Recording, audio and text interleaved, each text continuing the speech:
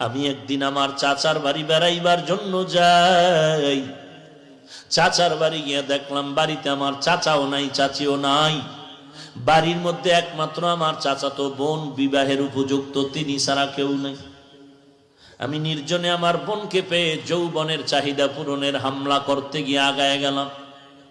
আমি বোনটাকে একটা ধাক্কা দিয়ে মাটিতে ফেলে দিলাম।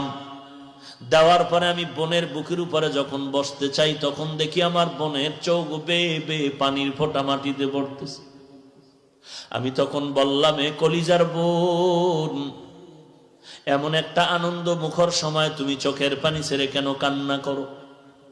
আমার বোন ডাক দিয়ে কয়, ভাই তুমি জানো এই ঘরের মধ্যে আমার মা নাই, আমার বাবা নাই, তবে আল্লাহ তো আমার দিয়ে তাকায় আছে।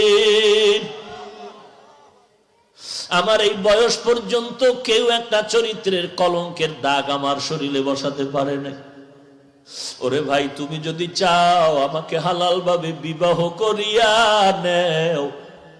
আমার মা বাবায় যদি রাজি না হয়, আমি আমার আব্বা আম্মাকে রাজি করানোর চেষ্টা করব।